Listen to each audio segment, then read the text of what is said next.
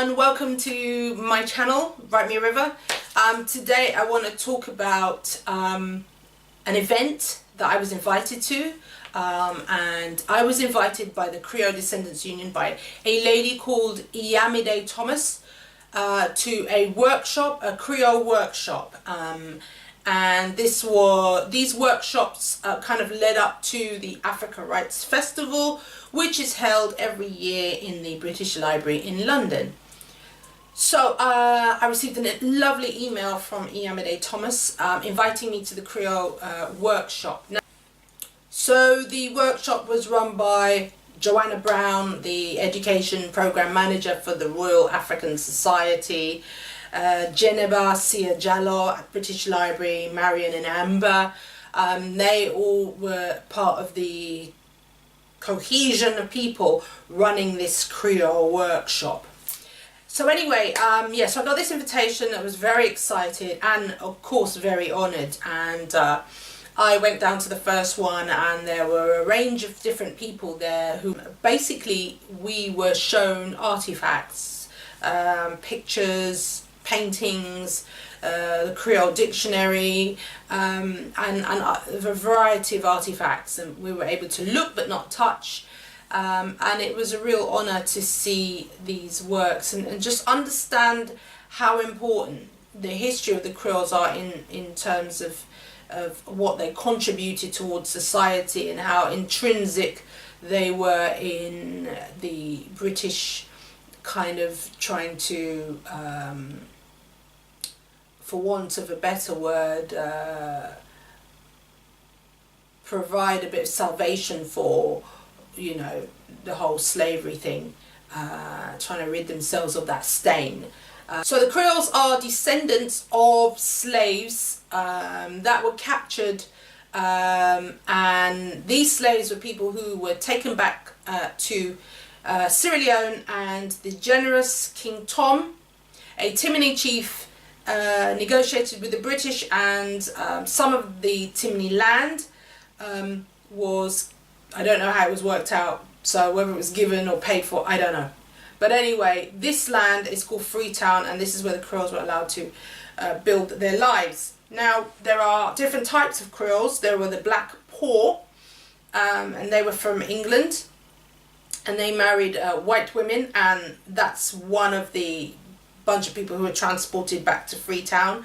They married white women, they had mixed race kids, and society wasn't really feeling it. So they were like, oh, you can go back to Africa, and you can, to the white women, you can go with them, you know, so there was that.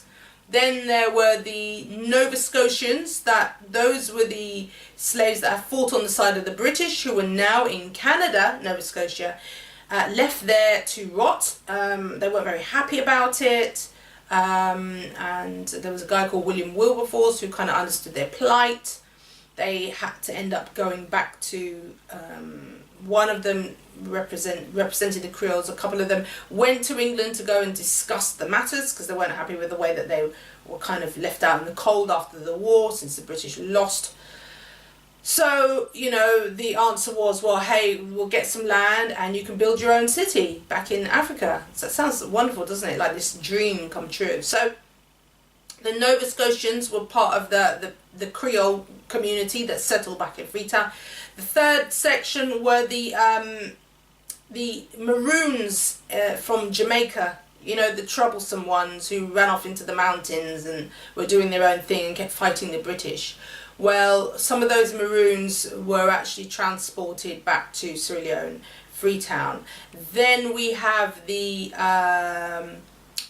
I can't remember what they're called now. I can't remember what they're called. It'll come to me. But then we have the emancipated slaves. I can't remember what the word is. But basically, these slave ships, even after slavery was abolished, these slave ships were still gathering people and trying to put them on the boat and going off to sell them. And what would happen is you'd have these police ships, all around the coasts of West Africa, looking out for these boats. And so when those slave ships saw that the police boats were there, what they would do is they would take all the slaves and dump them off on the islands surrounding the coast of West Africa. Now, these were a mix of people. They were from Ghana, they were from Nigeria, they were from Benin, and also they were different tribes. So these people who'd been dumped on these islands, of course, you can't say, okay, we'll take you back over here and we'll take you back over there. Basically, they basically said, so here's what we're going to do. We've got a bunch of people who have also been treated the way you have, who are in Freetown trying to build the city, and we're going to take you back there and you can build this city. You can all do it together, peace, one love, whatever. So those are the 4 types of Creoles who settled in Freetown. Now, for those slaves who were dumped on the islands, those Creoles obviously were not stripped of their language, culture and all the rest of it, so they still kept their names. So you'll meet Creoles who have Nigerian names and Ghanaian names. And retaining their names, they know what tribe they were coming from. And so if you know what tribe you're coming from, you can kind of identify the area, and some of them actually know the area from which they come from, which is, it's a beautiful thing to have. But the Maroons from Jamaica, who are still in Sierra Leone today, they know that they were Maroons from Jamaica because they built a church in the centre of Freetown. It's called the Maroon Church. I've never met anybody from the Black Poor, so I don't know if they died out, they weren't able to survive, so I've not met a descendant from the Black Poor. So enough of that. So I went to the workshop, and so we got to the first workshop was about looking at that and about talking about our heritage and the different types of the different groups of Creole that you came from, that kind of thing. And then the next workshop that I went to was all about talking about your experiences, your identity, your identification of a Creole can be linked to an object. It could be linked to the cooking pot that your grandmother cooked in. It could be linked to the furniture in your house that was particular to being a Creole. It could be linked to the garments that you wear, So some people brought in doll. They brought in a doll. You'll see that in the pictures. I've compiled these pictures for you that I'm going to show at the end of the video so you can see some of them. But some people brought in the garments that the Creoles would wear. They even talked about the music, and I know that Gumbe music is a Creole music. When I was growing up, I just thought Gumbe music was all part of the Sierra Leonean music, and it is Sierra Leonean music. Gumbe is Sierra Leonean, but it was brought to Sierra Leone by from the Caribbean, and I had no idea. And so I looked it up, and I saw that in the Caribbean, in particularly in Jamaica, it's called Gumbe. It's still called Gumbe music. So if you're curious about that kind of music, have a look at it, type it out on Google it, and listen to Gumbe music. So Gumbe music is intrinsic of part of the Sierra Leonean music, which was very, it's a kind of beautiful thing to discover. I couldn't go to the third workshop, but by that time we were all requested to write about our experiences and what it means in any shape or form, or how these workshops had influenced you or moved you in any way. And I ended up writing a poem because although we were looking at things of the past, and these Creoles that I was meeting were in the present, actually the future was something that kind of concerned me and made me a bit sad. And the reason for this is because Sierra Leone has been through so much trauma. It is a country that's completely traumatized, and if anybody wants to do research on the effects of war on a country, 5 years later, 10 years later, it is still going through that trauma. And then we had Ebola, and it's just like the most catastrophic events happened in this very, very tiny country. And so with all of that, what comes with that is displacement. And some people were able to leave the country during the war, during Ebola, and part of those people who left 075814758.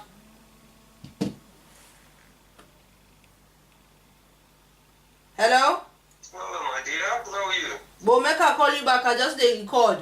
Okay, no worries. Okay, later. 5 minutes, 5 minutes. Okay. Sorry about that. That was my cousin.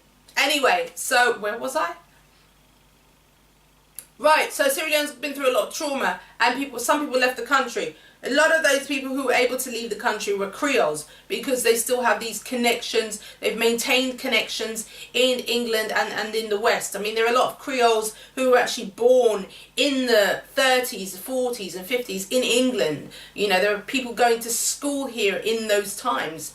So there's a heavy connection to England as such. Now, so when there's a catastrophe and things like that, it's easy for a lot of them to leave. And in leaving, what's happened is that whole Creole history, that whole Creole preservation in Freetown is kind of dissipating.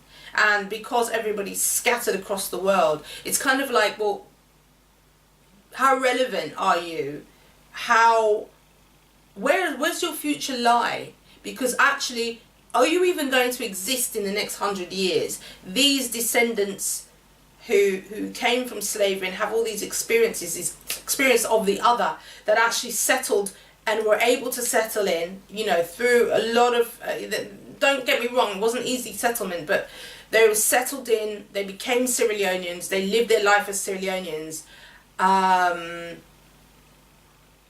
But that experience, that handover, it's kind of lost when you're living in England. You may have been handed over that history and that culture, but how much is it? Because you are so able to be you're so westernized in some respects that you don't, let's say for example you're not marrying Sierra Leoneans anymore, that kind of thing, it's lost with your children, it's lost with your grandchildren, it's no longer there. It's just a passing comment, oh by the way, one of my grandparents or one of my great-grandparent was a Creole, and it's like, oh what's that? Oh, it's, you know, slaves that went back and settled. Oh okay. And that's what you end up becoming, just that sweeping statement, that one-liner, that one sentence. And that kind of bothered me a little bit, because I thought there was so much to learn from that whole experience. There is so much research that can be done about that whole experience, how it worked, how it didn't work, and all the rest of it. On the day of the Africa Rights Festival, we all performed the pieces that we had written, and they were beautiful, wonderful pieces by people, really heartwarming, heartfelt stuff that took you on a journey into the past. You know, you really got to appreciate people's lives and the history surrounding you know, this kind of descendancy. So I was part of that cohort. I was very proud to be part of that cohort, and I'm really grateful to the Royal African Society and Joanna and the British Library for hosting it, and especially to Iyamide Thomas who you know, helped organise it, whose, you know, idea it was with Joanna. You know, it was a wonderful experience, and yeah, so that's what happened at Africa Rights.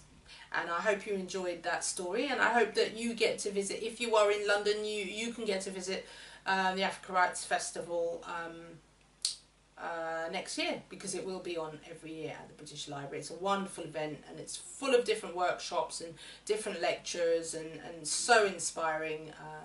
And if you want to know anything more about the Africa Rights Festival, then tune into my other channel, subscribe to my other channel, not tune in. I keep thinking I'm on the radio. That's how old I am. Anyway, subscribe to my other channel, the Indie Book Show Africa. Indie Book Show Africa is full of reviews by readers of African literature and films. If you want more videos like this, please let me know. Don't forget to subscribe, hit the notification button so you get to see when I post a video every week. Let me know what you would like me to talk about, and I'll see you again.